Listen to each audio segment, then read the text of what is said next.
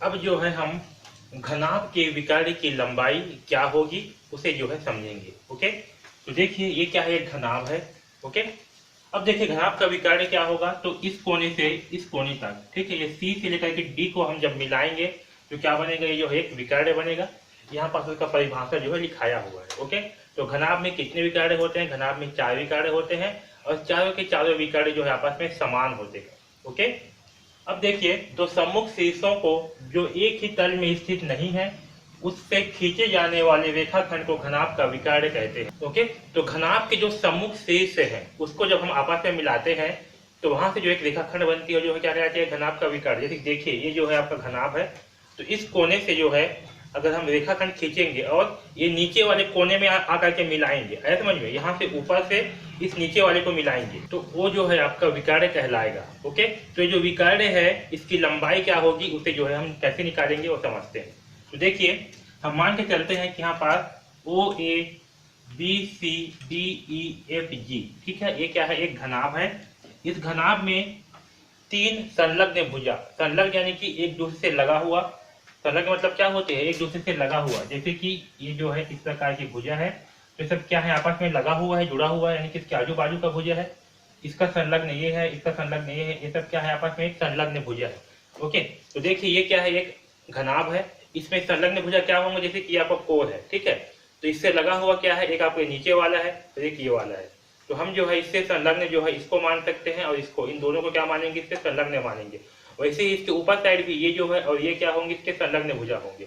आया समझ में। तो यहाँ पर जो है हम संलग्न भुजा घनाभ की लंबाई, ओके, तो यहाँ देखिए ये क्या है, घनाभ है, ये क्या होगी, घनाभ की लंबाई होगी। ओके, और ये वाला पार्ट, इस साइड वाला पार्ट क्या होगी, घनाभ की चौड़ाई, इस साइड क्या होगी, घनाभ की लंबाई, ये वाला, ये चौड़ाई, और ये क्या होगी, ऊंचाई।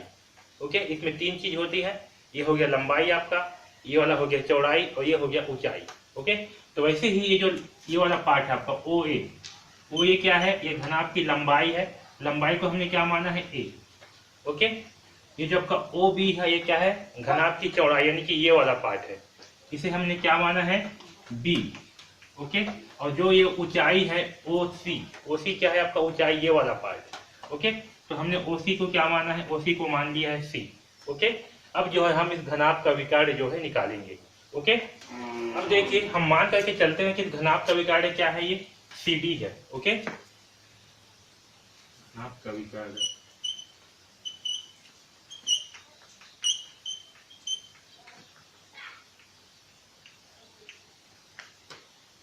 ठीक है, इस घनाभ का विकर्ण क्या है, सी डी है। और साथ में ये जो सी डी है ये क्या होगा, अगर हम इस त्रिभुज को लें ओ सी ओ डी, ओके, तो ये जो त्रिभुज है आपका सी ओ डी, इसका क्या होगा, ये जो सी डी है ये साथ में कर्ण भी होगा। ठीक है, तो घनाभ का भी कर्ण सी डी है और त्रिभुज सी ओ डी का कर्ण भी है। ओके, कर्ण भी है।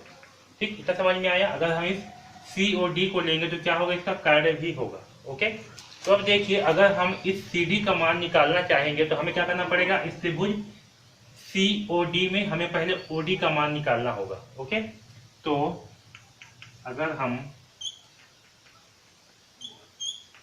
सी डी का मान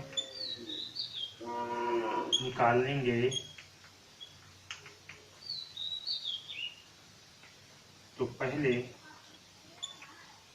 ओडी का मान निकालना होगा। ओके, ओडी का मान ज्ञात करना होगा।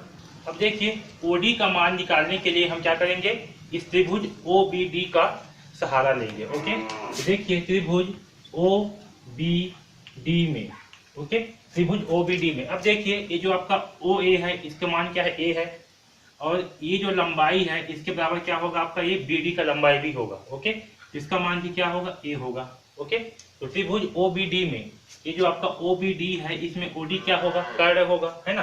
तो आपका ओडी बराबर क्या होगा, ओडी का वर्ग बराबर होगा ओ बी का वर्ग,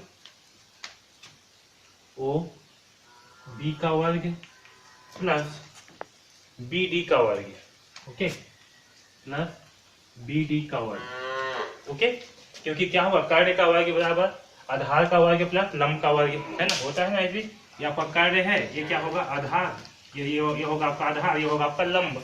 ओके, तो कार्य का वर्ग क्या होगा, आधार का वर्ग प्लस लंब का वर्ग। तो देखिए यहाँ पर जो ओडी का वर्ग होगा, ये ओडी का वर्ग क्या होगा, ओबी का वर्ग, और ओबी का मान कितना है बी, तो यहाँ लिख देंगे बी का वर्ग प्लस बी डी कितना है, तो बी डी है ए, तो यहाँ हो जाएगा ए का वर्ग। ओके, तो आपका ओडी का वर्ग का मान कितना आएगा, बी डी का वर्ग प्लस ए बी का वर्ग। ओके, यहाँ तक समझ में आया सबको। ओके, अब देखिए, अब जो है हम इस समकोण त्रिभुज सी ओ डी में, ओके, तो अब जो है समकोण त्रिभुज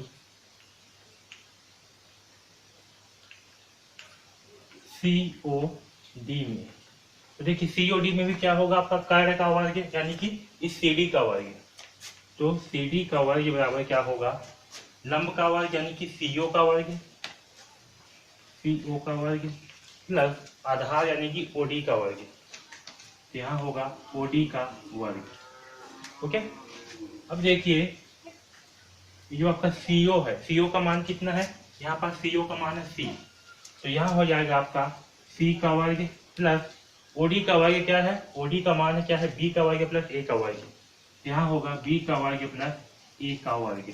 ओके, यानी कि सी डी का वर्ग, तो सी डी का वर्ग बराबर क्या होगा, इसे हम अगर लाइन से लिखें तो ए का वर्ग बी का वर्ग प्लस सी का वर्ग। ओके, तो यहाँ से जो है अगर हम सी डी का मान निकालें तो सी डी का मान क्या होगा, जब इस वर्ग को इस तरफ पक्षांतर कर देंगे तो ये हो जाएगा वर्गमूल, तो ये होगा वर्गमूल यानी कि ए का वर्ग प्लस बी का वर्ग प्लस सी का वर्ग। ओके, तो ये जो है हमारा सी डी का मान होगा, ए का वर्ग प्लस बी का वर्ग प्लस सी का वर्ग।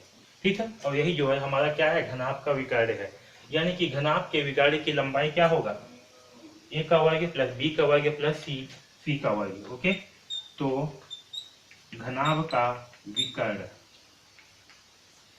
की लंबाई बराबर क्या होगा, वर्गमूल ए का वर्ग प्लस बी का वर्ग प्लस सी का वर्ग। ठीक है, तो इस फार्मूले को जो है आपको साथ में याद भी रखना है कि ये जो है घनाभ के विकर्ण की लंबाई होता है, क्योंकि यहाँ से भी संबंधित हम प्रश्न जो है आगे बनाएंगे। ओके, तो ये जो है घनाभ के विकर्ण की लंबाई होता है। ठीक है, इस प्रकार से हम इसे प्रूव कर रहे हैं। ये सब आपको याद रहे कि ना रहे इससे कोई फर्क नहीं पड़ता, लेकिन आपको ये जो मेन इंपॉर्टेंट फार्मूला है ये जो है आपको याद होना चाहिए कि घनाभ के विकर्ण की लंबाई क्या होती है, ए का वर्ग प्लस बी का वर्ग प्लस सी का वर्ग। ओके।